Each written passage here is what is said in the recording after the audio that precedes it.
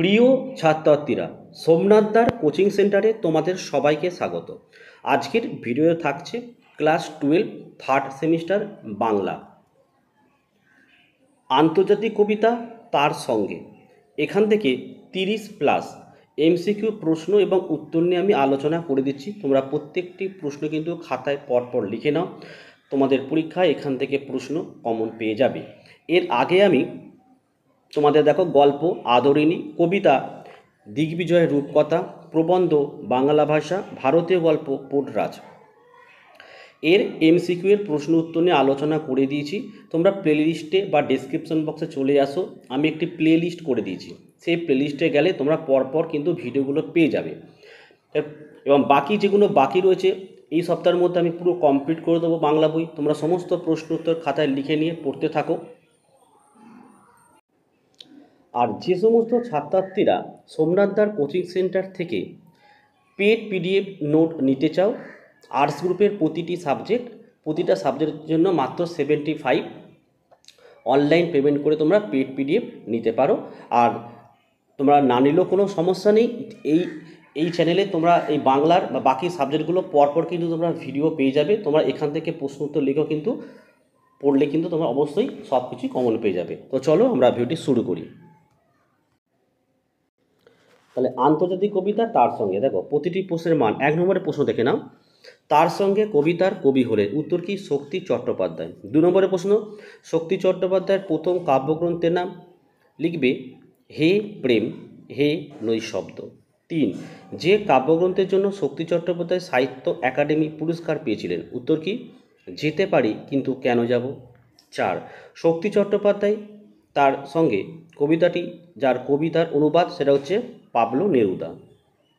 5, তার সঙ্গে কবিতাটি শক্তি চট্টোপাধ্যায় যে কাব্যগ্রন্থ থেকে নেওয়া হয়েছে সেটা হচ্ছে পাবলো নেরুদার শ্রেষ্ঠ কবিতা। 6, কবির মতে সময়কে পার করতে হবে। উত্তর লিখবে সমঝে। 7, সময়টা সুবিধার নয় বলে কবি তার সঙ্গীকে অপেক্ষা করতে বলেছেন। উত্তর লিখবে কি? কবির জন্য। 8, কাপড় চোপড় সঙ্গে নেওয়ার কথা বলে কবিতার সঙ্গীকে যা পরে নিতে বলেছেন। উত্তর কি? জুতো। 9, সুবিধের নয় এমন সময় যেভাবে নিজেকে স্পষ্ট করেছে। লিখবে কি? মাথা উঁচু করে।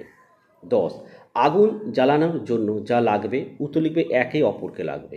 11, কবির মতে যা খুব সুবিধের না সেটা হচ্ছে সময়। 12, কবি এবং তার সঙ্গী বেঁচে পড়তে এসেছেন। উত্তর লিখবে স্থানে অস্থানে।